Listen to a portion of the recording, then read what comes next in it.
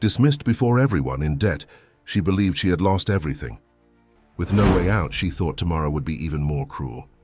Until the millionaire appeared, extended his hand and made the proposal. "Be mine and stay." Words that changed her life forever. What do you think will happen in this story? Comment and don't forget to subscribe to our channel and tell us what city you're watching from. I promise this will be the best story you'll ever hear in your life.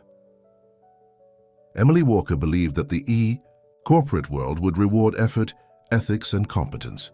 For years, she dedicated herself intensely to the marketing department of New Horizon Technology, one of the most influential companies in Chicago. The daughter of immigrants from the South who arrived in the metropolis in search of opportunities, Emily carried within herself the persistence inherited from her parents and the hope of a brilliant future built with her own hands. However, instead of recognition, Emily collected silences, appropriations of her ideas, and daily humiliations. Her brilliant projects were rewritten by other people, and her name never appeared in the credits. The Michigan Avenue office, headquarters of New Horizon, was a giant of glass and concrete that stood imposingly in the financial heart of the city, as cold and impersonal as the treatment she received. "Emily, could you present that digital campaign proposal we discussed last week?" asked Robert, her immediate supervisor, during a department meeting. "Of course," she replied, opening her laptop as all eyes in the room turned to her. Emily had spent sleepless nights refining the project, analyzing market data, and creating an innovative approach that could revolutionize the company's online presence. As she presented with passion and technical mastery, she noticed the disinterested looks and condescending smiles. When she finished, only an awkward silence. "Interesting, Emily," said Robert with a tone that denied his own words. "But we think we need something more corporate. Madison has already developed an alternative proposal that's more aligned with our vision." Emily watched Madison, a newcomer to the department and niece of one of the directors, rise with a triumphant smile. To her dismay, the alternative proposal was practically identical to hers, with small cosmetic modifications. No one seemed to notice or pretended not to notice. But the final blow came 3 months later, in a public meeting. Under the claim of restructuring, Emily was dismissed in front of the entire team, without any consideration for her 5 years of dedication. She watched Robert avoid her gaze as he announced her dismissal as if he were forecasting the weather for the next day. The coldness was part of the protocol in that environment. "Your belongings have already been organized by HR," he informed her, handing her an envelope. "We appreciate your contribution up to this point." Drowning in student loan debt that allowed her to complete her master's degree in digital marketing, caring for her mother, who was fighting a health problem that consumed a good part of her salary, and with no prospect of immediate re-employment, Emily began to see failure as inevitable. That same night, sitting in her small apartment in Wicker Park, where she could barely pay the rent, she drafted her resignation letter. The apartment, though small, had a special charm. It was her refuge, decorated with elements that blended her southern origins with a modern urban style. The light yellow walls contrasted with the blue details, colors that always brought her comfort. The letter she was writing wasn't just the formal resignation from a job she had already been fired from. It was the silent surrender of someone who, despite everything, had tried. Each word typed in the document reflected not only her professional frustration, but a merciless analysis of the toxic corporate culture she had experienced. It was a document too sincere to be delivered, she thought, but she needed to get those words out as a form of catharsis. New Horizon Technology has the potential to be much more than it is today. But as long as it values connections above competence and appearances above results, it will continue to be just another company that wastes talent in the name of an obsolete hierarchy. Emily took a sip of her now cold coffee as she reread the document. Outside, the typical Chicago rain fell incessantly, creating a sonic backdrop for her thoughts. Through the fogged window, the city lights created a blurred mosaic that seemed to reflect her own cloudy vision of the future. Next, to the laptop, her phone vibrated. It was a reminder from the job application app. 15 more resumes sent today. Keep trying. Emily smiled bitterly. She had already sent more than 100 resumes in the last few weeks, receiving only 3 responses, all negative. Her impeccable resume with international training and award-winning projects seemed not to be enough in a saturated market and in a city that consumed dreams with the same voracity with which it devoured people's time. She saved the document and closed the laptop. Tomorrow would be another day. Maybe she would deliver the letter in person in a last attempt to preserve her dignity. Not that it would make a practical difference, but something inside her demanded this last gesture of resistance. What Emily didn't imagine is that, at another point in the same bustling city, Ryan Mitchell, CEO of New Horizon Technology, son of a blend of European immigrants, was analyzing performance reports with an expression of dissatisfaction. Young for the position he held, at only 35 years old, Ryan had taken over the company after his father's troubled departure, transforming a regional company into a national technology powerhouse. Known for his bold decisions and his distance from daily operations, Ryan rarely appeared on the operational floors of the building. For most employees, he was almost a mythical figure, the reclusive genius whose decisions defined everyone's fate, but whom few really knew. That night, as Emily contemplated her uncertain future, Ryan was studying a much deeper restructuring than what had been announced. Something was wrong with the culture of the company he had built, and he was beginning to realize that the gears were moving in the opposite direction to what he had planned. "We need real change, not just cosmetic," he muttered to himself, knowing that this change would come in a way that not even he could predict, through a resignation letter that had not yet been delivered, and from a woman the company had just dismissed. Determined to deliver her letter in person, Emily woke up the next morning with a sense of finality. She wore her best outfit, a navy blue suit that she saved for special occasions, and tied her curly hair in an elegant bun. She looked at herself in the mirror as she adjusted the crystal necklace she had received from her mother when she completed her master's degree.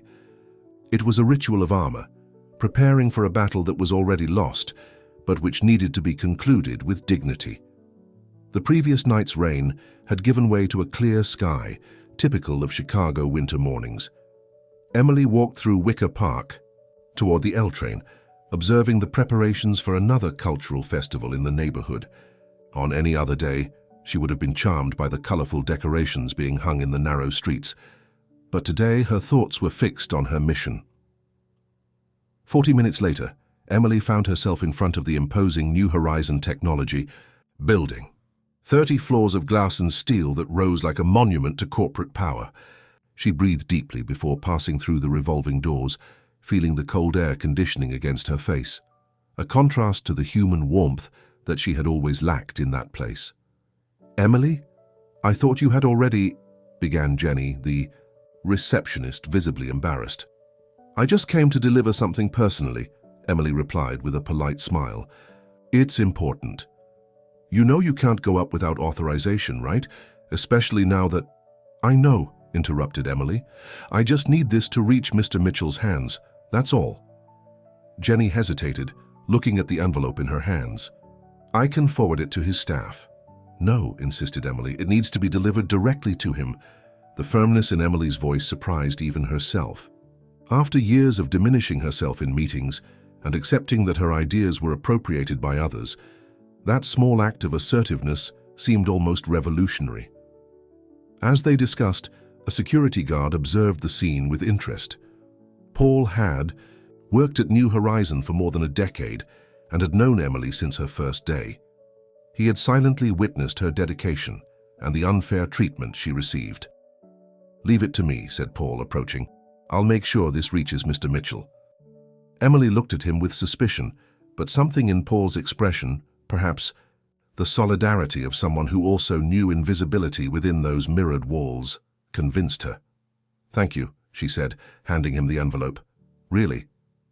Emily left the building feeling a weight being lifted from her shoulders. She had no illusions that the letter would change anything in the company or in her situation, but she had honored her own sense of dignity. Now it was time to move on, even without knowing exactly where to. On the 30th floor, Ryan Mitchell was finishing a video conference with international investors when Paul knocked on his door. It was unusual for security staff to reach the executive floor, which immediately aroused his curiosity. "Sir, excuse the interruption," said Paul, visibly nervous, "but I thought you should see this personally." Ryan took the envelope, noting the name Emily Walker, handwritten in the upper corner. He didn't immediately recognize it. "Who is Emily Walker?" he asked, frowning. "One of the best professionals who ever worked in marketing," replied Paul with a conviction that surprised himself. "She was let go yesterday." Something in the firmness of that statement made Ryan pause. He dismissed Paul with a thank you and opened the envelope as soon as he was alone. As he read, his expression changed from curiosity to astonishment, and then to a reflective seriousness. The letter wasn't just a formal resignation, it was a merciless diagnosis of New Horizons' organizational culture. Emily had described with surgical precision the mechanisms of favoritism, the appropriation of ideas, the disrespect for merit, and the consequences of this environment for innovation and for people. There was no anger in the words, just an analytical clarity that was impossible to ignore. Ryan ran his hand through his dark hair, a habitual gesture when he was concentrating. Those words resonated with discoveries he himself had been making in recent weeks, analyzing reports and performance trends. New Horizon was becoming exactly the type of company against which he had rebelled when he took control. "I need to talk to her," he decided, pressing the intercom. "Lauren, find Emily Walker for me. Urgent." 2 hours later, Emily was in a small cafe in Daly Plaza, sending more resumes and planning a visit to her mother at the end of the day, when her cell phone rang. An unknown number. "Emily Walker?" asked a female voice on the other end. "Yes, that's me. This is Lauren from Mr. Mitchell's office. He would like to meet with you today if possible." Emily almost spilled her coffee. Ryan Mitchell wanted to see her. Why? Her mind immediately imagined lawsuits for defamation, some retaliation for the content of the letter, but she had already lost her job. What else could they take from her? "I can be there in an hour," she replied, trying to keep her voice steady. The return to New Horizon was surreal. This time she was received as a VIP guest. Lauren, an elegant woman of about 50, was waiting for her in the lobby to personally escort her to the executive floor, a territory that Emily had never set foot in before. The 30th floor was a world apart. None of the cramped cubicles and fluorescent lights of the operational floors. Here, fine wood, contemporary American art, and a panoramic view of the city created an environment of discreet sophistication. "He's waiting," said Lauren, opening the door to a smaller, more intimate meeting room than Emily expected. Ryan Mitchell was standing by the window, observing the Chicago skyline. Hearing the door, he turned to face her. He was younger than he appeared in the rare published photos, with intense eyes that seemed to evaluate everything around him. "Emily Walker," he said, approaching to greet her. "Thank you for coming so quickly." "It's not like I had a schedule. I'm hacked with commitments," she replied with a frankness that surprised them both. Ryan smiled, a genuine smile that completely transformed his serious expression. Straight to the point. "I like that," he said, indicating a chair. "You wrote one of the most precise analyses I've ever read about New Horizon." Emily sat down, tense, waiting for the but that would certainly come. "And I agree with every word," he completed, to her astonishment. What should have been a formal conversation transformed into an unexpectedly revealing encounter. Ryan began by asking questions about her experiences, listening attentively, as Emily described projects that were archived without justification, meetings where her words were ignored, and ideas that resurfaced months later under other people's authorship. "Why did you put up with it for so long?" he finally asked. Emily hesitated. It was a question she often asked herself. "My mother," she answered honestly. "She has a heart condition that requires expensive treatments. The company's health insurance is excellent." Ryan nodded, understanding. The invisible prison that kept so many employees in toxic situations. "And now?" "Now?" Emily sighed. Now, I'll find another path.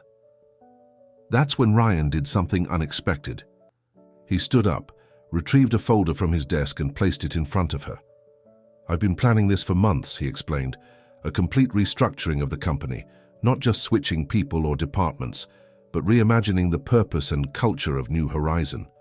Emily leafed through the documents, analyzing graphs and projections. This is ambitious, she commented, genuinely impressed. It's necessary, corrected Ryan, but something crucial was missing. Someone with vision, courage, and integrity to lead this transition. He made a significant pause. Someone like you. Emily raised her eyes from the documents, certain that she had misunderstood. What? I want you to lead New Horizon's new innovation and social impact division, said Ryan with quiet conviction. Complete autonomy, your own budget, and a salary that should solve your immediate financial problems. Emily felt the room spin slightly. It was too surreal. Why me? I was just fired. You don't even know me. I know your work better than you imagine, he replied. And your letter. Few people would have the courage to write that, and fewer still with such precision. It's exactly that kind of honesty I need to transform New Horizon. Emily looked out the window, observing the city that had so often made her feel small and insignificant. In less than 24 hours, she had gone from fired ex-employee to potential chief strategist of one of the largest technology companies in the country. I need to think, she finally said. Ryan smiled again, as if he had already expected this answer. Fair enough, take the time you need. He extended a card with his personal number. But don't take too long, we have a world to change. As she left the building, Emily felt torn between excitement and suspicion. Opportunities like this didn't happen in real life, at least not in her life. But something in Ryan's sincerity had touched her. Perhaps, just perhaps, it would be possible to rebuild not only her career, but to transform the very company that had rejected her. What Emily didn't know was that her appointment had already caused shockwaves behind the scenes at New Horizon, and that certain eyes observed her leaving the building with an interest that was far from benevolent. Emily needed just one night to make her decision. After an honest conversation with her mother, Mrs. Martha Walker, who encouraged her with the characteristic wisdom of Southern women, "When the door opens, my daughter, you don't stand there looking, you walk through," she sent a message to Ryan accepting the proposal. Her return to New Horizon Technology 3 days later was both triumphant and uncomfortable. Lauren was waiting for her in the lobby with an executive badge and a tablet containing all the necessary documents for her new position, Director of Innovation and Social Impact. Ryan asked me to show you your new office, explained Lauren as they went up in the private elevator. He had to travel to Washington this morning, but returns tomorrow for the presentation meeting. The office was on the 29th floor, a spacious area with a view of Grant Park in the distance. Nothing like the cramped cubicle she had occupied previously. A reclaimed wood desk contrasted with the cutting-edge technology of the monitors and equipment. On the walls, a mix of contemporary art and infographics about social innovation.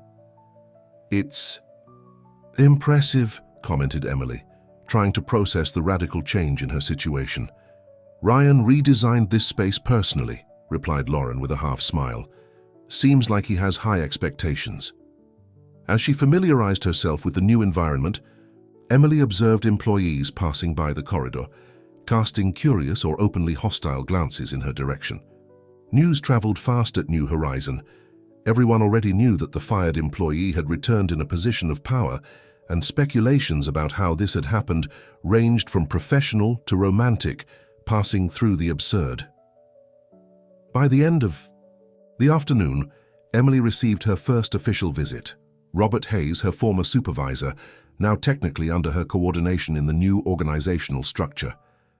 "Emily," he greeted her with a forced smile. "What a surprising turnaround." "Indeed, Robert. Life sometimes surprises us," she replied, maintaining a neutral tone despite the internal satisfaction at seeing his evident discomfort. "I hope we can maintain our excellent working relationship," he said, striving to sound sincere. "I'm at your disposal to help with the transition." Emily nodded, recognizing the hypocrisy, but also the need for diplomacy. Thank you. We'll need everyone committed to the company's new vision. After Robert's departure, Emily allowed herself a moment of satisfaction. The feeling of revenge was sweet, but she knew she would need more than that to succeed. She wasn't there to settle scores, but to transform the company and prove her worth in the process. The next day, Ryan returned. As promised, the presentation meeting was held in the main auditorium, with all managers and team leaders present. Emily observed the buzz ceasing when Ryan entered the room, followed by an elegant woman she didn't know. "Good morning, everyone," began Ryan, with contagious energy. "Today officially marks the beginning of a new horizon for New Horizon." He smiled at his own wordplay. "As many of you may already know, Emily Walker will be our new Director of Innovation and Social Impact." He gestured for Emily to join him on the stage. Dressed in a red ensemble that she had bought especially for the occasion, she climbed the steps with calculated confidence, conscious of the gazes that followed her. "Emily will bring a fresh and necessary perspective to our operation," continued Ryan. "Her division will have autonomy to reimagine not only our products, but the way we interact with society, our collaborators, and the environment." As Ryan detailed the restructuring, Emily noticed the unknown woman observing her with uncomfortable intensity. Tall, with perfectly styled dark hair and an impeccable suit, she emanated an aura of authority and disapproval. At the end of the presentation, Ryan introduced her. "And this is Allison Pierce, our operations director and my advisor for many years." Allison extended her hand with a smile that didn't reach her eyes. "Welcome back, Emily. Ryan has been talking a lot about you." The handshake was firm, almost challenging. Emily immediately felt that she had encountered her first real adversary. The following weeks were a whirlwind of activity. Emily carefully assembled her team, choosing underutilized talents from various departments, brilliant people who, like her, had been systematically ignored in the old structure. Among them was Leo Patterson, a young programmer with revolutionary ideas about digital accessibility, and Cassie Freeman, a data analyst passionate about environmental issues. "What I admire most about your work," commented Leo during one of their first team meetings, "is that you really listen to us. That's rare around here." Emily smiled, recognizing the value of that simple comment. Building a different culture began with small gestures, giving credit, valuing ideas, creating an environment where everyone felt safe to innovate and even fail. Her first major project was a platform that connected social startups to New Horizon resources and mentorship. The Horizon program, as it was named, not only improved the company's image, but created an innovation ecosystem that could generate new technologies and business opportunities. As the project took shape, Emily noticed increasing obstacles mysteriously arising. Meetings were rescheduled without notice, important documents disappeared from the system, and decisions already approved were questioned at higher levels. "Strange how the approved budget for Horizon was reduced by 30%, commented Cassie, showing Emily a notification received that morning. "I thought we had full approval." "And we did," replied Emily, furrowing her brow. A discreet investigation revealed that the reduction had been approved by Allison Pierce under the pretext of strategic reallocation of resources. Directly confronting a senior executive would be risky, especially being so new to the position, but Emily decided she couldn't let it pass. She found Allison in the corporate gym in the basement of the building, an exclusive space for executives that Emily was still getting used to frequenting. "Allison," called Emily, approaching as the director finished her treadmill session, "we need to talk about the Horizon program budget." Allison grabbed a towel, drying her face with studied calm before responding. Yes, I had to make some adjustments. Tough times, you understand." "Curious," replied Emily, maintaining a cordial tone despite growing irritation. "I didn't see any reduction in other departments. In fact, the last board meeting showed that we have capital available for investments." Allison smiled, a cold smile that showed no surprise that Emily had access to this information. "You're observant. Good. But you still have a lot to learn about how things work at the executive level." "I'm learning quickly," retorted Emily. For example, I learned that all budgetary changes need to go through the director of the affected area. In this case, me. Allison's smile wavered momentarily. Ryan trusts my judgment to optimize resources. I'm sure he does. That's why I scheduled a meeting with both of you to discuss how we can improve our communication process. Emily smiled sweetly. Tomorrow at 10 a.m. I expect to see you there. As she walked away, Emily felt Allison's gaze burning into her back. She had just made her first powerful enemy within the company, but she had no choice. If she backed down, now her authority would be compromised before it was even established. The next day's meeting was tense but productive. Ryan, perceiving the latent conflict, diplomatically supported Emily, re-establishing the original budget for the project and creating new protocols for interdepartmental changes. "Impressive how you confronted Allison," commented Ryan afterward as they walked together to the parking lot. "Few would have that courage in the first week." "It's not courage," replied Emily. "It's survival. If I allow myself to be sabotaged on the first project, there won't be a second." Ryan studied her with new interest. "You're even more determined than I imagined." That was the first of many veiled confrontations with Allison. It soon became clear that the operations director had been downgraded in the company's informal hierarchy with Emily's arrival. Previously Ryan's main advisor, she now saw her access and influence diminish as the CEO spent more time with the new director. The situation worsened when the Horizon program was launched, with great media repercussion, attracting positive attention to New Horizon and consequently to Emily. Her profile was featured in Business and Innovation magazine with the title The Renewer of New Horizon: How Emily Walker is Transforming American Corporate Culture. In the same week as the magazine's launch, Emily received a mysterious email from an unknown sender, inviting her for coffee outside the corporate environment. The message was vague, but intriguing. "I have information about internal resistance. To your work, we can help each other." Against her better judgment, Emily accepted the meeting. The next day, in a discreet cafe in Lincoln Park, she met Derek Lawson, former executive of New Horizon and current director of Nexus Tech, the main competitor in the market. "Emily Walker," he said with a calculated smile. "We finally meet. I've been following your work with great interest." "Mr. Lawson," she replied cautiously, "I confess I'm curious about the reason for this meeting." Derek leaned forward, lowering his voice. "I'll get straight to the point. I know that Allison Pierce is systematically sabotaging your projects. I have proof. And I also know that as much as Ryan Mitchell seems to support you now, he has a history of discarding people when they're no longer useful." Emily maintained a neutral expression, despite the discomfort. "And why would the director of Nexus care about my situation at New Horizon?" Derek's smile widened. "Because I want to offer you an alternative, a position at Nexus with a 40% higher salary, your own team, and the chance to implement your ideas without internal sabotage." The proposal was tempting, especially considering the obstacles Emily faced daily. But there was something more between the lines. "What do you gain from this?" she asked directly. Derek shrugged, a studiedly casual gesture. "Talent, inside, knowledge of a competitor, and the opportunity to give Ryan back a little of what he did to me when he took the company from my father." There was, therefore, a personal vendetta involved, and Emily was being invited to be part of it. "I'll think about it," she replied diplomatically. Derek handed her an elegant card with his personal contact. "Don't take too long. Opportunities like this have an expiration date." As she left the cafe, Emily felt the weight of the decision she needed to make.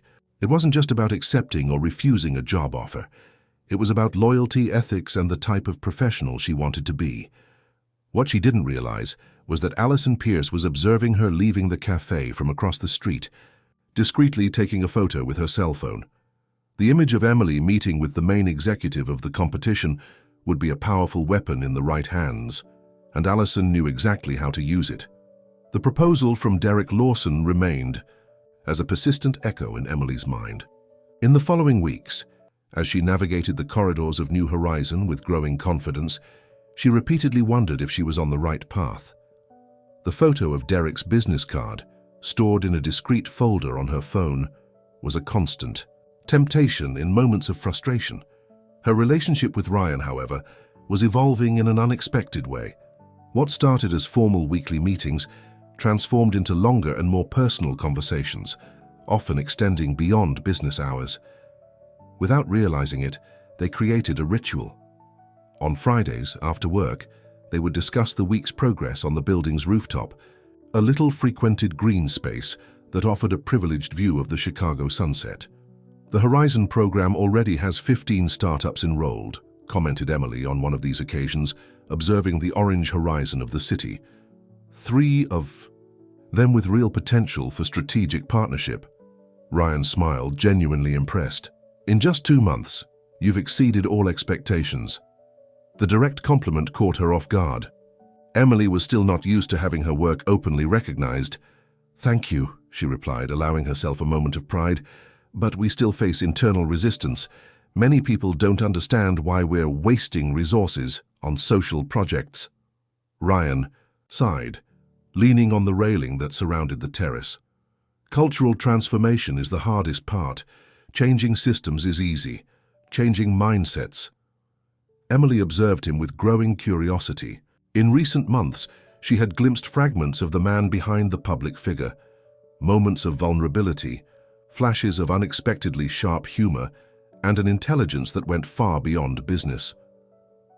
"Why did you choose me for this position?" she asked abruptly. It was a doubt that had haunted her since the first day. There must be more experienced executives out there. Ryan was silent for a moment, as if pondering how much of himself he should reveal. "I grew up watching my father build this company," he began, with an openness that Emily didn't expect. William Mitchell was a visionary but also extremely traditional. He believed in rigid hierarchies, in paying the price to climb the career ladder. Emily nodded, familiar with this type of corporate mentality.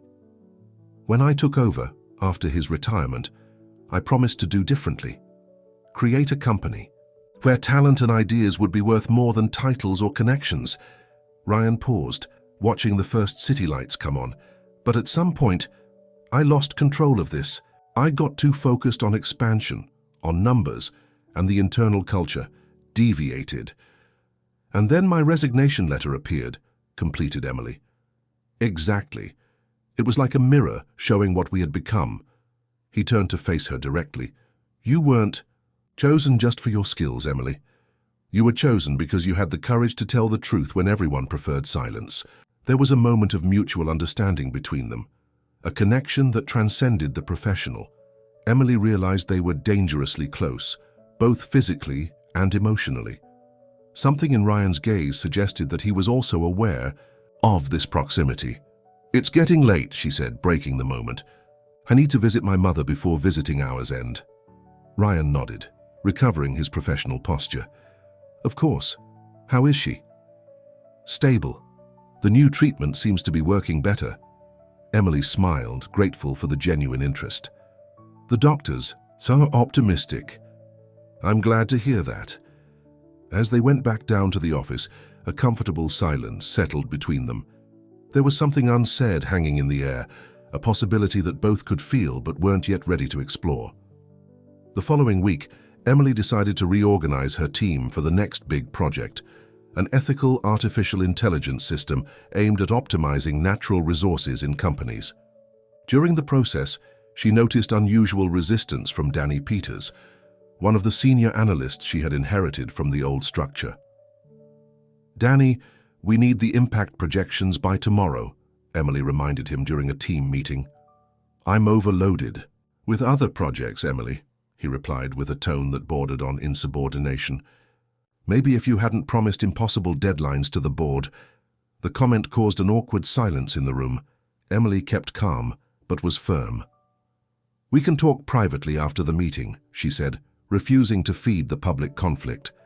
Later, in her office, the conversation with Danny revealed the real problem. He was close to Alison Pierce and had clearly been instructed to make Emily's work difficult. "I'll be direct, Danny," said Emily, after listening to his vague justifications. Either you align with this team's objectives, or we'll find a more suitable place for you in the company. The firmness of the approach seemed to surprise him. You can't just transfer me. I've been here for 7 years. Actually, I can, and I will if necessary. Emily maintained a professional tone but made her authority clear. The choice is yours. Danny left disgruntled, but the message was received. In the following days, Emily noticed a subtle change in the behavior of several team members. More engagement, less passive resistance. Establishing clear boundaries had been necessary. The incident, however, reinforced her awareness of Allison's network of influence within the company. The operations director had become a constant shadow, always present between the lines of the difficulties Emily faced. The situation reached a critical point when Emily discovered that confidential information about the AI project had been accessed without authorization. The internal investigation pointed to Danny's terminal, but Emily suspected he was just a pawn in a bigger game. "We need to talk about information security," Emily said to Ryan during their weekly meeting. "I believe we're facing internal leaks." Ryan's expression hardened. "Are you sure?" "Absolutely. And I have my suspicions about the origin." Ryan sighed, running his hand over his face in a gesture of fatigue. "Allison, it wasn't a question, but a statement." "I don't have concrete proof," admitted Emily, "but the patterns are consistent." "Allison, and I have a complicated history," revealed Ryan after a moment of hesitation. "She was instrumental in the early years of my management, practically taught me how to be CEO when I took over after my father's departure." Emily nodded, beginning to understand the dynamics. "And now she feels threatened by changes in the power structure." "It's more personal than that." Ryan seemed uncomfortable. "We had a relationship, brief but intense. When I ended it, she accepted it professionally but never really got over it." The revelation hit Emily like a subtle punch. Of course, there was a romantic history involved. That explained much of Allison's hostility. It wasn't just professional, it was passionate. "I understand," said Emily, maintaining a neutral tone despite the inexplicable pang of jealousy she felt. "That complicates things." "It shouldn't. It was years ago and we're all professional adults." Ryan seemed annoyed with himself for having shared that information. "I'll talk to her, directly." "That might not be the most prudent approach," suggested Emily. "Confronting her will only confirm that we're suspecting her, without having concrete evidence." Ryan considered the argument. "What do you suggest then?" "Systemic change, not specific. Let's review all security protocols and implement new access levels. This way, we solve the real problem without creating a direct conflict." Ryan observed her with a new kind of admiration. "Intelligent approach, that's why you are where you are." In the following weeks, the relationship between Emily and Ryan continued to deepen, always on the delicate frontier between the professional and the personal. Work dinners extended into conversations about literature, philosophy, and personal dreams. Ryan revealed his interest in analog photography. Emily shared her secret passion for contemporary dance. During a charity event organized by New Horizon, Emily noticed a subtle change in Ryan's behavior. More relaxed, physically closer, with casual touches on her arm or back as they talked. The chemistry between them was undeniable, and apparently didn't go unnoticed. "You make a beautiful couple," commented one of the guests, an influential businesswoman in the clean technology sector. "Oh, we're not a couple," corrected Emily quickly, feeling her face warm. "We're colleagues. I run the social innovation division." The woman smiled, clearly unconvinced. "Of course, my mistake." Later that night, as they waited for their cars at the valet service, Ryan finally addressed the elephant in the room. "People are talking about us," he said, observing her reaction. Emily sighed. "I noticed. It's inevitable, I suppose." "Does that bother you?" The question was simple but loaded with implications. Emily chose her words carefully. "It concerns me professionally. I've worked hard to be recognized for my merit. I don't want people to think that my position has other motivations." Ryan nodded, understanding. "That makes sense." "And personally?" Emily hesitated. The truth was that she felt something for Ryan, something that grew with each conversation, each shared moment, but she also knew the risks.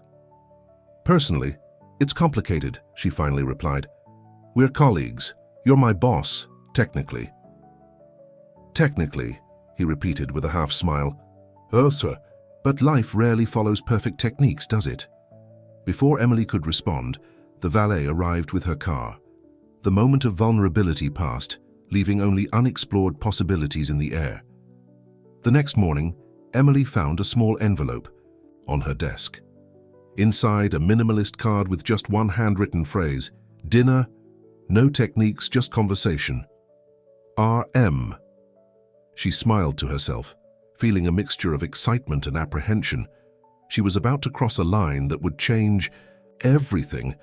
The question was she prepared for the consequences? As she pondered, her phone rang. It was the hospital where her mother was being treated.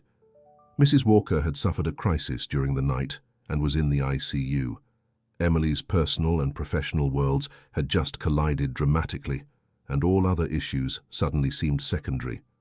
On her hurried way out of the office, Emily didn't see Alison observing her from the adjacent meeting room, nor did she notice when the operations director entered her office as soon as she left. She also couldn't imagine that, at that exact moment, Derek Lawson was receiving an anonymous email with privileged information about New Horizons' new AI project, information that only people with high-level access could have. The board was set, and Emily was simultaneously piece and player in a game whose rules she did not yet fully understand. St. Mary's Hospital in Chicago's South Side was an impressive contrast to the antiseptic and controlled environment of New Horizon. Busy corridors, tense voices, the characteristic smell of antiseptic. All of this hit Emily like a wave when she crossed the automatic doors of the emergency room. My mother was admitted last night. Martha Walker, Emily explained to the receptionist, trying to control the anxiety in her voice. After identification and standard procedures, she was led to the ICU. There she found Mrs. Walker connected to monitors and devices, but conscious. Her face, though pale, lit up at seeing her daughter. "Girl, you didn't need to come running," said the lady, with the southern accent that intensified when she was tired. "I'm already better." Emily held her mother's hand, feeling the prominent veins under the thin skin. "You gave me a scare. What happened?" "Cardiac arrhythmia," explained Dr. Matthews, who had just entered the room. "We need to adjust her medication and do some additional tests. She'll be under observation for a few days." 3 hours later, already more at ease about her mother's condition, Emily checked her phone. Dozens of messages and missed calls, most from the team, some from Ryan. The most recent was from him. "Heard about what happened with your mother? Don't worry about anything here. Focus on family. We're with you." The message, simple and direct, brought unexpected comfort. It was rare to find this understanding in the corporate environment, where personal emergencies were often seen as professional inconveniences. When Emily finally returned to work 3 days later, she found her department functioning perfectly. Cassie had taken over the most urgent matters, and the team had reorganized to ensure that no deadline was missed. "Ryan came by every day," commented Leo when Emily returned. "He wanted to make sure we had everything we needed in your absence." Emily felt a wave of gratitude. It was a significant gesture of trust and consideration, and made her feelings for the CEO even more complex. As she reorganized her schedule, Emily noticed a document in the urgent folder that she didn't recognize. It was a report on possible irregularities in Nexus Tech's contracts with government suppliers. The material was explosive. It suggested unethical practices that could seriously compromise the reputation of New Horizons' main competitor. Emily frowned, confused about how that had reached her desk. It wasn't related to any of her projects, nor was it within the scope of her responsibilities. "Cassie, do you know anything about this report?" she asked when her assistant entered the room. Cassie examined the document, looking equally surprised. "Never seen this before. It wasn't here when I organized your pending items." An alarm sounded in Emily's mind. Someone had deliberately placed that material on her desk during her absence. But why? The answer came in the form of a message from Alison Pierce requesting an urgent meeting. Emily accepted, mentally preparing for what she suspected was a carefully crafted trap. Alison received her with a calculated smile. "Emily, welcome back. I hope your mother is better." "She is, thank you," replied Emily, maintaining professional cordiality. "How can I help?" Alison got straight to the point. "I received information that you're conducting an unauthorized investigation into Nexus Tech. May I know why?" Emily kept her face impassive, despite the surprise. "I'm not conducting any investigation." "Curious," replied Alison, sliding a folder across the table, "because we have records of access to confidential data about Nexus originating from your department, and now this report mysteriously appears circulating." Emily immediately understood. It was a setup. Someone, probably Alison herself, had planted the document on her desk and fabricated evidence of access. "Alison, we both know what's happening here," said Emily calmly. "The question is, what do you expect to gain from this?" Alison's mask of cordiality fell. "What I gain is the protection of New Horizon. Ryan may be blinded by your charm, but I see clearly. You are a threat." "A threat to what exactly? To your outdated methods? To your influence over Ryan?" Alison's eyes flashed with irritation. "You don't understand what we've built here. Years of strategic work that you're dismantling with your idealistic and impractical projects." "I'm bringing the company into the 21st century, retorted Emily. "Social impact isn't idealism, it's long-term strategy." "It's naivety," corrected Alison with disdain. "And naivety costs money, costs power." Emily then understood Alison's true motivation. It wasn't just personal jealousy or professional competition. It was a fundamentally different vision about a company's purpose. "This conversation isn't leading us anywhere," concluded Emily, standing up. "If you have formal accusations, I suggest you forward them through the appropriate channels." "Don't worry," replied Alison with a cold smile. "I already have." Emily left the meeting feeling simultaneously shaken and strengthened. The confrontation had clarified the battle lines. Now she needed to prepare for war. Back at her office, Emily found a new surprise. Ryan was waiting for her, casually seated in her chair with an indecipherable expression. "Ryan," she greeted, him uncertain about the reason for the visit. "Did something happen?" "You tell me," he replied, indicating the chair in front. "I just received an interesting report from the compliance department about you." Emily felt her stomach sink. Alison's trap had been sprung more quickly than she expected. "Let me guess, unauthorized access to information about Nexus?" she asked, keeping her voice firm despite the anxiety. Ryan nodded, watching her carefully.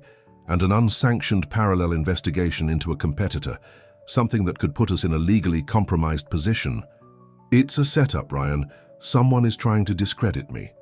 "Alison," he concluded, not as a question but as a statement. Emily hesitated. Directly accusing a senior executive without concrete evidence would be risky, even with Ryan's apparent support. "I don't have conclusive evidence," she admitted. "But yes, I believe it's her." Ryan sighed deeply, leaning back in the chair. "This is getting ridiculous. The internal disputes are compromising our operation." "I'm not disputing anything," Emily defended herself. "I'm just doing my job and dealing with constant sabotage." Ryan studied her for a long moment, as if trying to decipher a complex code. "You met with Derek Lawson recently." The statement caught Emily completely off guard. How did he know that? "Yes," she admitted, deciding that honesty was her best defense. "He reached out to me, offered a position at Nexus." "And you considered it?" The question hung in the air, loaded with implications. Emily chose her words carefully. "I heard what he had to say. It would be imprudent not to listen, but I never seriously considered it." "Why didn't you tell me?" "Because it was irrelevant. I declined the offer." Ryan nodded slowly, as if processing the information. "And the leak of information about our AI project? Also irrelevant." Emily felt as if she had been punched. "What leak?" "Nexus announced yesterday a project surprisingly similar to ours. with details that only people with high-level access knew. The implication was clear, and Emily felt a wave of indignation. "You think I don't know what to think, Emily," interrupted Ryan, his voice more tired than accusatory. "I have Allison telling me you're a corporate spy. I have compliance reports indicating suspicious access. I have evidence of secret meetings with our main competitor. And now, a critical leak." Emily stood up, unable to remain seated in the face of those accusations. "If you really believe I would be capable of this, then maybe Allison is right about one thing. You are blind, not by enchantment, but by paranoia." The tension between them was palpable, light years away from the near intimacy they had shared weeks before. "We need space," Ryan finally said. "I'm going to travel for a few weeks. There's a family situation that requires my personal attention." "Your father?" asked Emily, remembering previous comments about problems with William Mitchell. Ryan nodded briefly. "While I'm away, you'll take over my main executive responsibilities. It will be a test, Emily, for the company and for you."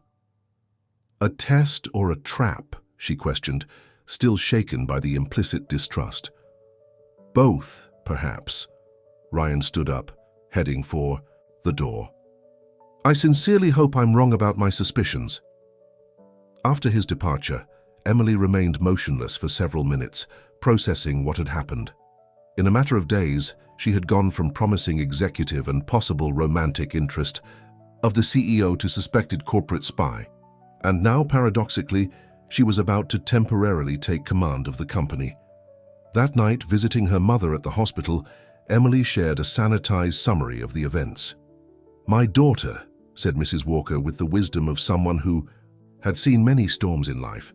"When the wind blows strong, some trees break and others bend, but the ones that survive are those that have deep roots. And what are my roots, Mum? Integrity, truth, the same ones that your father and I tried to teach you." The lady held her daughter's hand with surprising strength. "If you know who you are and what you stand for, no storm can tear that away from you." The following weeks were a test of endurance like Emily had never faced before. With Ryan absent, dealing with undisclosed family issues, she faced veiled resistance from various executives who questioned her temporary authority. Allison, in particular, seemed determined to expose any minimal mistake. The AI ethics project, now compromised by the leak, needed to be completely reconfigured. Emily led a task force day and night to develop a new approach, more innovative and distinctive than the original. Her team, at least, remained unwavering in their support. "We're with you," affirmed Cassie during a late night of intense work. "We all know what's happening." The team's loyalty was a beacon amid the storm, allowing Emily to maintain focus despite the adverse circumstances. The crisis reached its peak when the Wall Street Journal published an investigative article about the leak at New Horizon, insinuating internal conflicts and questioning the stability of the company's leadership.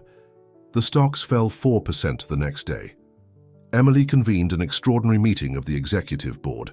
Against all recommendations of caution, she decided to address the elephant in the room directly. "Ladies and gentlemen," she began, facing the circle of senior executives, many clearly skeptical about her leadership. "We have a serious information security problem, and it's not just a technical, it's human." A murmur ran through the room. Emily continued, determined. "We conducted a discreet internal investigation over the past 2 weeks, and we have concrete evidence that the leak came from within, very much from within." She projected on the screen a series of access records, emails, and digital transactions carefully documented by the digital security team. The evidence unequivocally pointed to a small group led by Danny Peters, all employees close to Allison Pierce. "Danny confessed this morning," revealed Emily. "He and 2 IT analysts were bribed to extract information about our strategic projects, not by Nexus directly, but by an intermediary." Allison, seated at the end of the table, maintained a neutral expression, but Emily noticed the slight tremor in her hands. "The intermediary?" asked Charles Montgomery, financial director, visibly disturbed. "We haven't identified with certainty yet," replied Emily. It was a half-truth. She strongly suspected Alison, but accusing her directly without conclusive evidence would be a strategic mistake. "What do you suggest we do?" asked Rachel Daniels, legal director. "Complete transparency," replied Emily without hesitation. "Public statement acknowledging the leak, detailing corrective measures, and announcing a zero-tolerance policy for ethical violations. No hiding, no minimizing."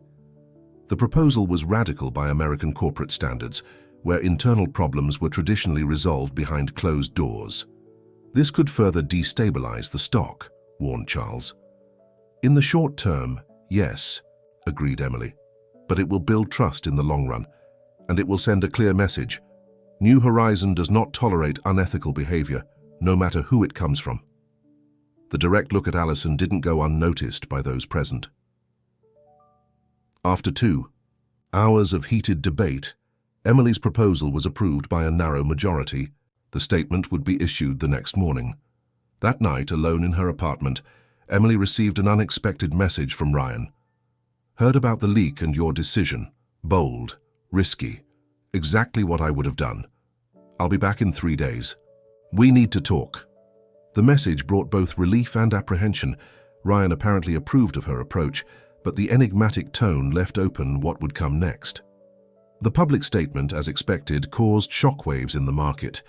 The stocks initially fell, but stabilized throughout the day as analysts praised the company's unusual transparency.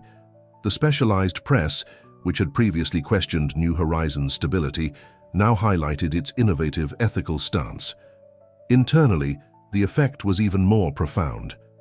Employees at all levels expressed support for the new policy, many sharing stories of questionable practices they had witnessed over the years. It was as if a pressure valve had been opened, allowing a healthier culture to begin to emerge. Danny and the others involved were dismissed, but not criminally prosecuted, a decision by Emily that some considered lenient. "They are symptoms, not the cause," she explained to the board. "Our focus should be on healing the culture that allowed this."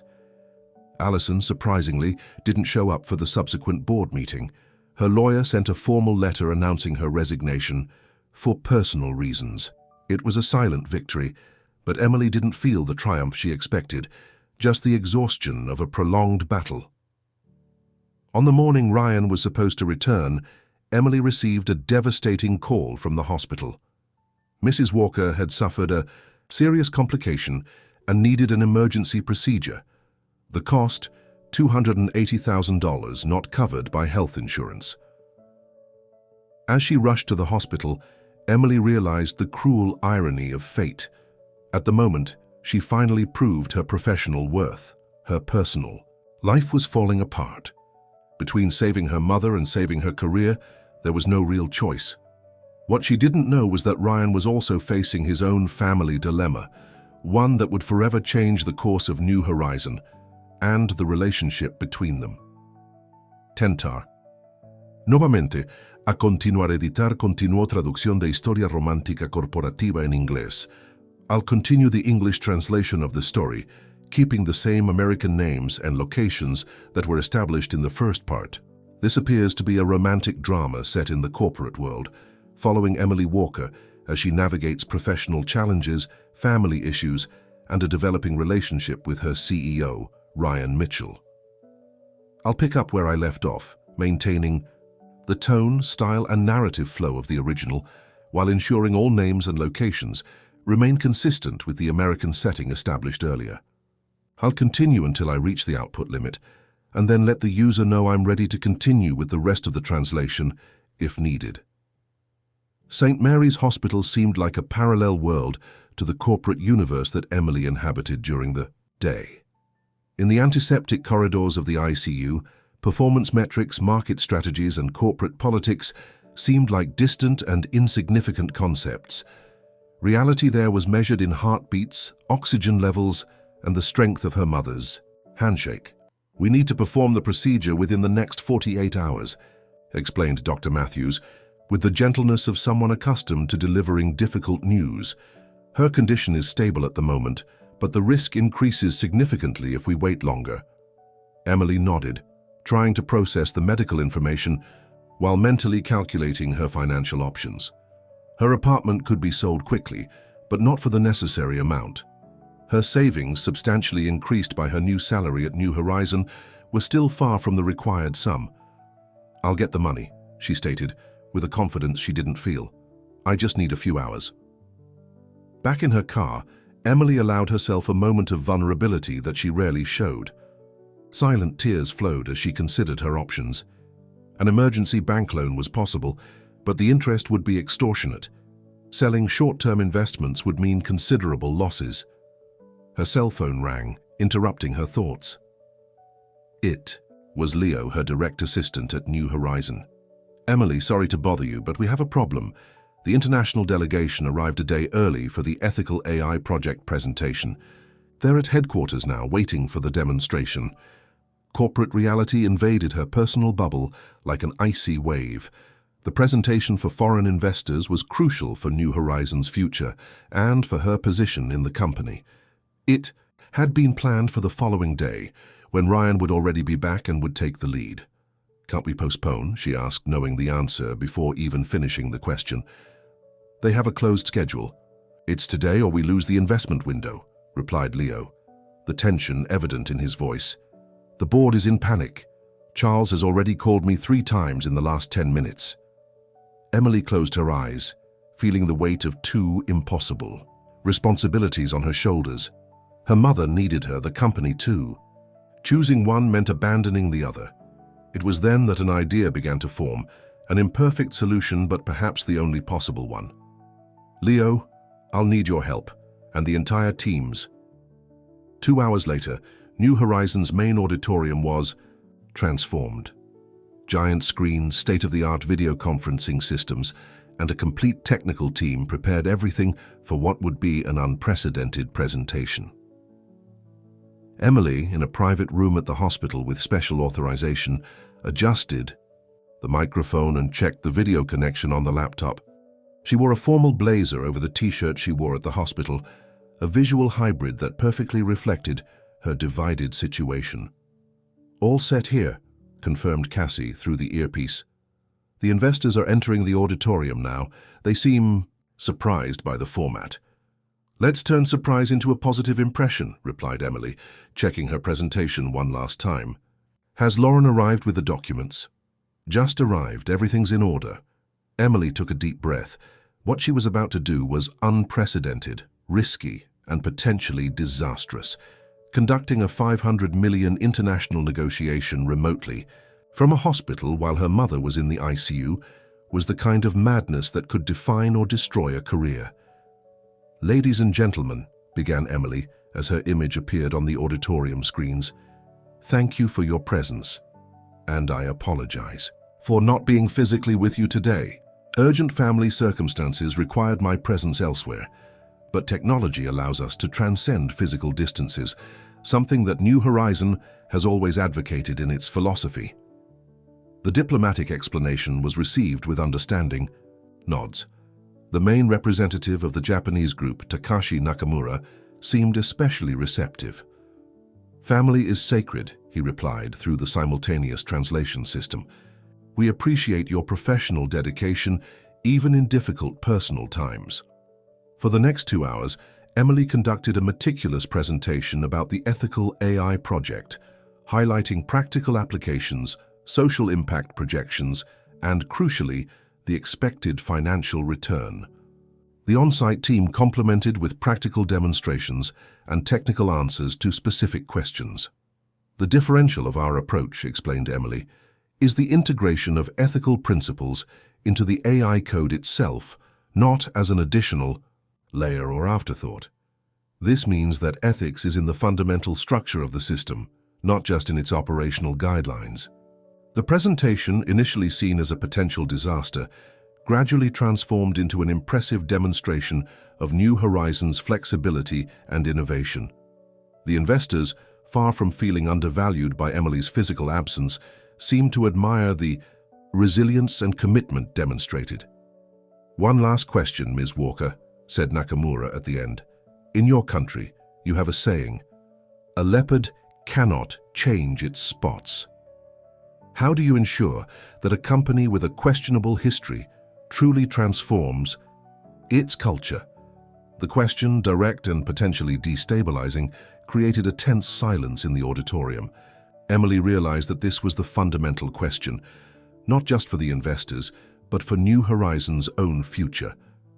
Mr. Nakamura, in the American South, where my family has roots, we have another saying, "It's not the wind that decides which way the tree leans, but the strength of its roots," replied Emily.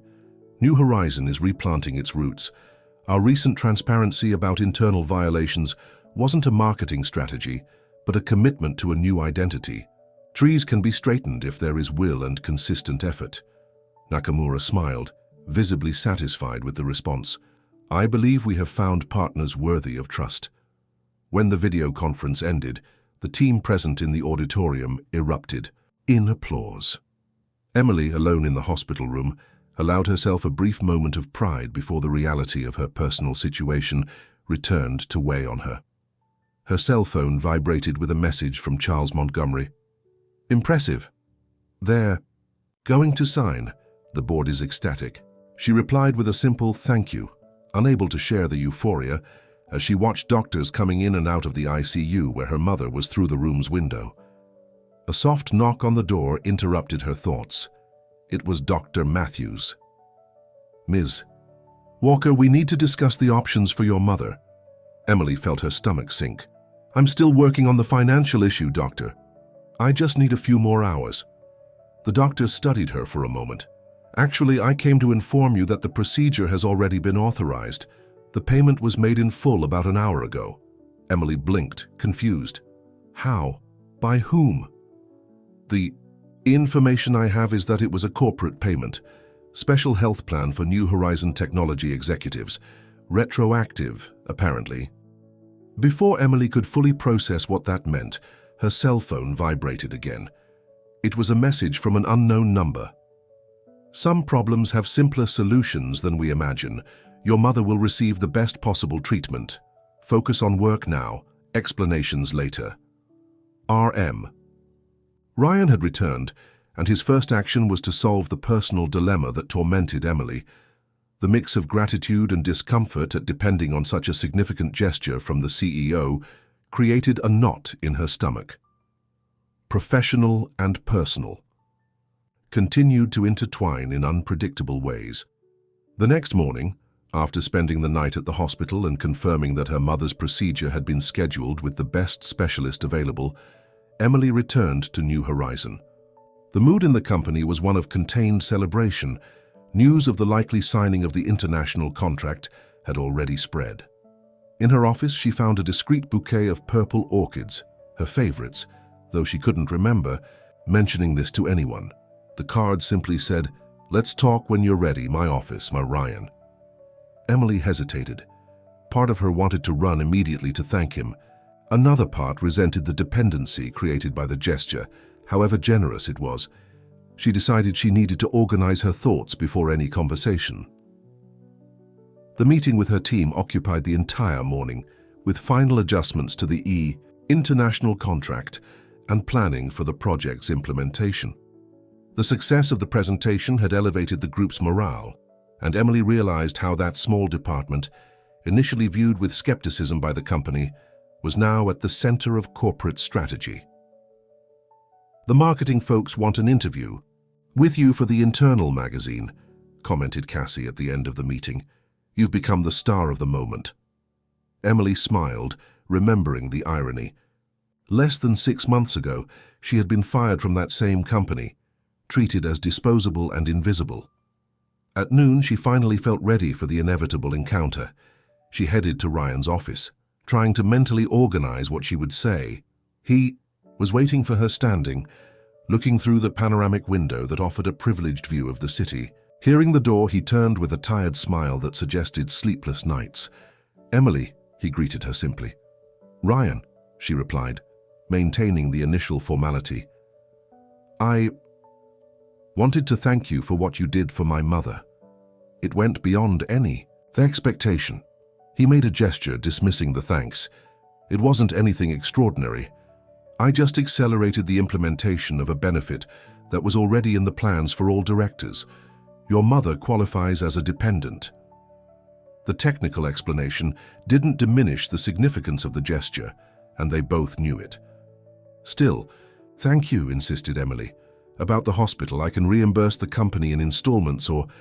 Don't be absurd, interrupted Ryan, seeming genuinely offended by the suggestion. It's a legitimate corporate benefit, not a personal favor. An uncomfortable silence settled between them. There were so many unasked questions, so many pending explanations from both sides. Your trip, Emily finally began. It seemed urgent and personal. Is everything okay? Ryan hesitated, something rare in his usually confident behavior. Not. Exactly. My father is facing serious accusations: corruption, tax fraud, manipulation of contracts during his management at New Horizon. Emily felt the weight of that revelation. I'm sorry. The worst part is that... Ryan paused as if carefully, considering his next words. He's guilty of everything and more. The raw admission surprised Emily. Ryan always avoided discussing his family, especially his father, the almost mythical founder of New Horizon. The evidence is unequivocal, he continued, his voice controlled but loaded with contained emotion. I spent these weeks trying to convince him to cooperate with the authorities, to make a deal. For him, for the family, for the company. And did you succeed? Ryan smiled humorlessly. I achieved the opposite. He disowned me, formally, said he'd rather face the consequences than tarnish the legacy. He made air quotes with his fingers, as if the legacy wasn't already compromised by his own actions. Emily began to understand the layers of pressure that Ryan faced and why his absence had coincided with the most critical moment of the internal crisis. That explains why you weren't here when the leak happened, commented Emily, trying not to sound accusatory. Yes, admitted Ryan, and I owe you an apology for having doubted you at that moment. The situation with my father, Allison's insinuations, it was a moment of weakness. Moments of weakness are part of what makes us human, replied Emily softly. Ryan approached, diminishing the physical and emotional distance between them. The way you handled everything in my absence, the leak, Allison, the international investors, was extraordinary. Few experienced CEOs would have done better. The compliment was sincere, and Emily felt her face warm slightly. I just did what needed to be done. No, you did more. Ryan took an envelope from his desk and handed it to her. That's why this is yours by merit. Emily opened the envelope, finding an official document with New Horizon's letterhead. It was a formal appointment to the company's board of directors, with significant stock participation included as part of the package. Ryan, this is the recognition you always deserved, he completed, and an assurance that the transformation we started together will continue, regardless of corporate political wins. Emily felt the weight of the document in her hands, not just paper, but the materialization of an unlikely journey, from humiliating dismissal to the board of directors in less than a year. There's something else I need to share, continued Ryan, his expression becoming serious again. With my father's legal problems, I may be forced to temporarily step away from the presidency during the investigations. If that happens, I'll need someone of absolute trust to take over. The implication was clear, and Emily felt the responsibility of that possibility with all its force. It's a lot to consider, she finally said. I know, Ryan nodded understandingly, and I understand if you need time, but I want you to know that I trust you professionally and... He hesitated briefly, and personally too. The moment of shared vulnerability created a silent intimacy between them. Emily realized they were on the verge of territory they had carefully avoided since Ryan's return. About us, she began, deciding to face the issue directly. Is there an us to consider? Ryan smiled, a genuine smile that completely transformed his normally serious face. I hope so, but I understand the complications. There are many, agreed Emily. Corporate hierarchy, public speculation, the delicate moment for the company. And yet, interrupted Ryan softly, none of that seems important enough when I'm with you. The sincerity of those words touched Emily deeply. She too felt that rare connection, that mutual understanding that transcended the professional. "We can go slow," she suggested. "One step at a time." Ryan nodded, respecting the proposed pace. "Starting with dinner, perhaps. When your mother is better, of course." "Dinner would be a good start," agreed Emily with a smile. As she left Ryan's office, Emily felt simultaneously light and loaded with new responsibilities. The future, both professional and personal, was taking shape in ways she could never have imagined when she drafted that resignation letter months ago. What she didn't know was that in her apartment, an official correspondence awaited her, an invitation that would bring an unexpected new challenge and force her to make the most difficult decision of her life. Determined to deliver her letter in person, Emily woke up the next morning with a sense of finality. She wore her best outfit, a navy blue suit that she saved for special occasions, and tied her curly hair in an elegant bun. She looked at herself in the mirror as she adjusted the crystal necklace she had received from her mother when she completed her master's degree. It was a ritual of armor, preparing for a battle that was already lost, but which needed to be concluded with dignity. The procedure for Mrs. Walker was a success. 2 weeks after the surgery, Emily was helping her mother settle into her apartment, now adapted to receive her during recovery. The aroma of fresh herbs filled the environment. Mrs. Walker, even convalescent, insisted on personally seasoning the food prepared by the hired caregiver. "This woman doesn't know the right amount of cilantro," grumbled the lady, supervising the kitchen from her temporary wheelchair. Emily smiled, recognizing in that stubbornness the strength that had kept her mother alive. "You need to rest, Mom. It was a serious surgery. Rest is for those who have already done everything in life, my daughter. I still have a lot ahead of me." Mrs. Walker observed Emily with that look that seemed to see beyond the surface, including seeing you make the right decisions. The enigmatic phrase hung in the air. Before Emily could question it, the doorbell rang. It was a delivery person with an official envelope. "Emily Walker?" asked the young man, extending a clipboard for signature. "Correspondence from the Department of Science, Technology, and Innovation." Intrigued, Emily signed the receipt. The envelope bore the official stamp of the federal government and had the classification of confidential stamped in red. "What could this be?" asked Mrs. Walker, curious. "I have no idea," replied Emily, carefully opening the envelope. The content left her momentarily speechless. It was a formal invitation to join the newly created National Council on Ethics in Artificial Intelligence, a strategic body that would define all sector regulation in the United States for the next decade. Her nomination had been proposed by an independent commission of experts, impressed by the ethical approach of her project at New Horizon. "My daughter, you're pale," observed Mrs. Walker, concerned. "Is it bad news?" "No," replied Emily, still processing the information. "On the contrary, it's an incredible honor, but also a dilemma." She explained to her mother the implications of that invitation. The position would require exclusive dedication for at least 2 years with frequent travel to Washington.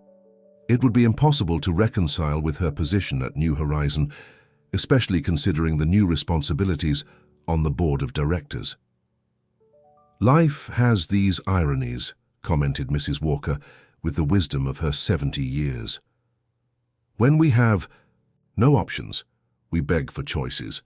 When we have too many choices, we beg for clarity." Emily nodded, feeling the weight of the decision she needed to make. How to choose between 2 equally important opportunities aligned with my values?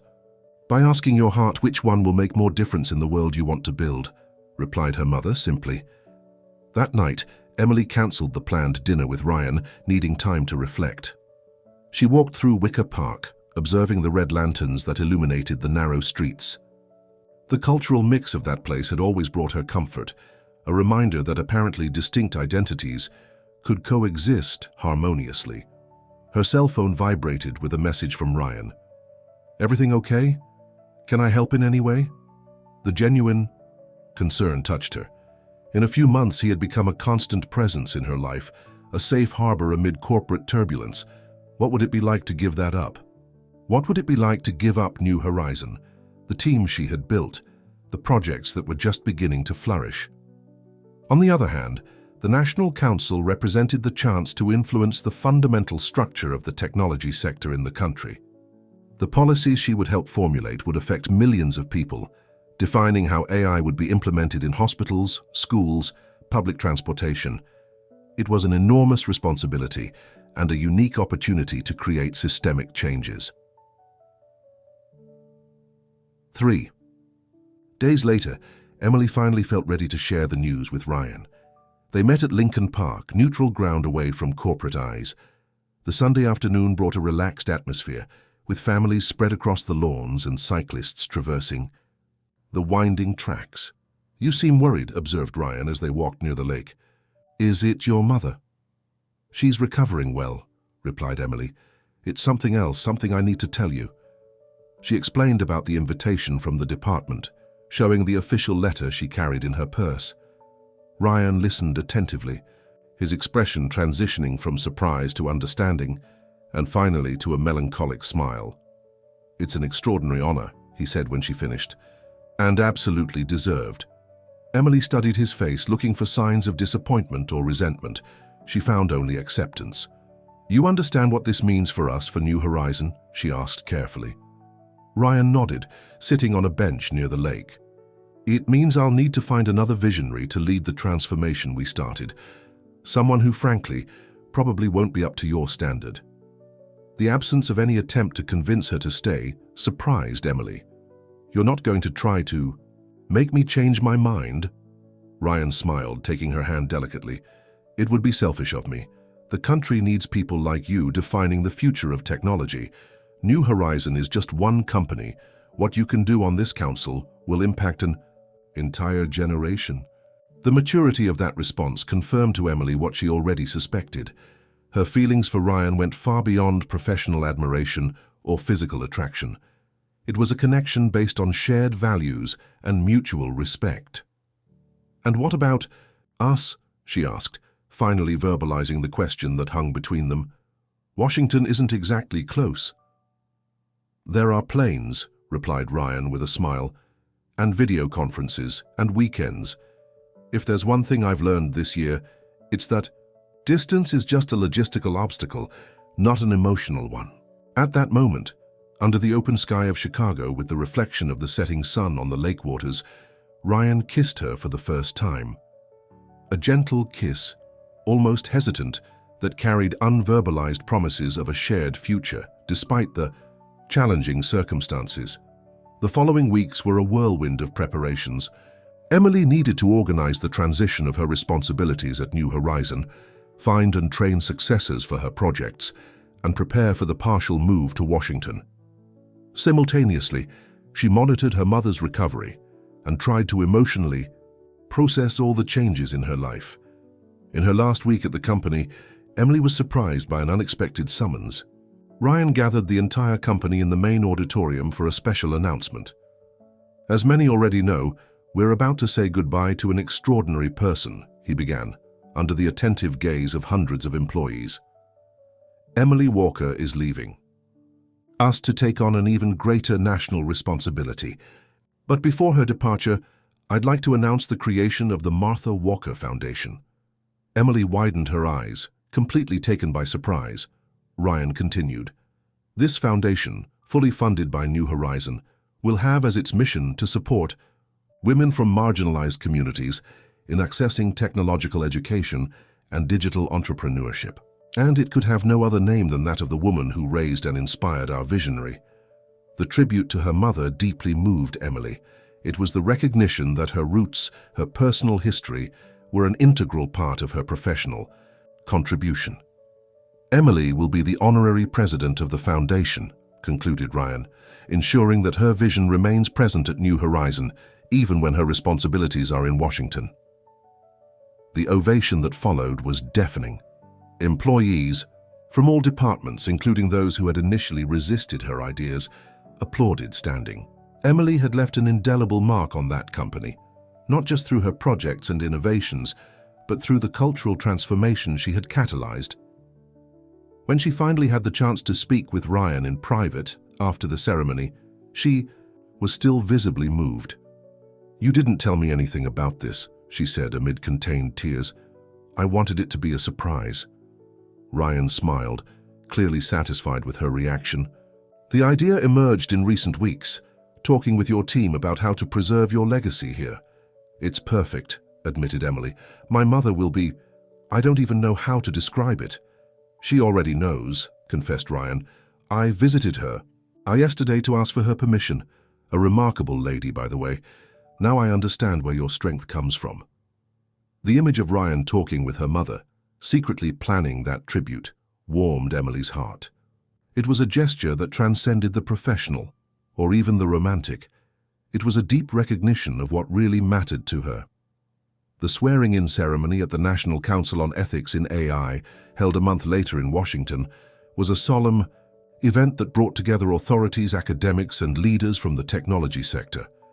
Mrs. Walker, already recovered enough to travel, watched proudly from the front row alongside Ryan. "I assume this responsibility with full awareness of its historical significance," declared Emily in her inauguration speech. "Artificial intelligence is not just a technological innovation. It's a social revolution that can amplify inequalities or democratize opportunities, depending on the choices we make now." Her speech, which balanced technical and humanist vision, received wide coverage from national and international press. Practically overnight, Emily Walker became an influential name in the global debate on technology ethics, an American voice in a dialogue predominantly dominated by perspectives from the global north. The following months brought intense challenges: adapting to government bureaucracy, navigating conflicting political interests, and building consensus among experts with radically different visions required diplomatic skills that Emily was developing in practice. In parallel, her relationship with Ryan evolved despite the distance. Weekend meetings alternating between Washington and Chicago, long nightly conversations via video call, and a mutual understanding that they were both building something bigger than their individual careers, a shared vision of how technology could serve humanity. The Martha Walker Foundation, meanwhile, flourished under Cassie's daily management, who had been promoted after Emily's departure. In just 6 months, it had established programs in 3 states, empowering women from urban peripheries and rural communities with fundamental technological skills. 1 year after her appointment to the council, Emily received an invitation to represent the United States at an international conference on AI governance at the UN. The event, which would bring together representatives from more than 70 countries, would be held in Geneva. It's a historic opportunity for the United States to position itself as a leader in ethical technology regulation, explained Emily to Ryan during one of their weekend meetings in Chicago. "And for you to establish yourself as a global voice in this debate," he added with evident pride. They were on the rooftop of the apartment Ryan had recently purchased, a spacious and luminous space with a view of Lincoln Park, decorated with a mix of contemporary American art and sustainable design furniture. I've been thinking a lot about the future," commented Ryan as they served themselves wine on the balcony. "About us?" Emily felt her heart accelerate slightly. After more than a year together, they had found a comfortable balance between their independent personal and professional lives. But she always knew that eventually they would need to make more definitive decisions. "Me too," she admitted. "This distance has been working, but it's not ideal in the long term," completed Ryan. He stood up, going to a drawer in the living room. He returned with a small carved wooden box, clearly handcrafted. "I bought this from an artisan in Virginia," he explained, handing it to Emily. "He said it was a box for keeping dreams." Emily opened the box delicately. Inside, she found an envelope and a small velvet box. "Open the envelope first," instructed Ryan. It was a detailed proposal for the creation of the Mitchell Walker Institute, an independent organization dedicated to research and implementation of ethical technologies in vulnerable communities across North America. The project would unify New Horizons resources with the expertise developed by the Martha Walker Foundation and the institutional connections Emily was building in the public sector. "Ryan, this is extraordinary," commented Emily, impressed with the ambitious vision of the project. "And that's not all," he said, indicating the small velvet box. Emily opened it with trembling fingers, finding a unique engagement ring, a dark blue American sapphire surrounded by small ethical diamonds in a design that resembled a constellation. "I'm not asking you to choose between your career and us," explained Ryan, kneeling beside her. "I'm proposing we build together something that unites our passions and purposes. The institute would be based in Chicago, but with national and international operations. You could complete your mandate on the council and then assume co-direction. With me, we would be partners in every sense."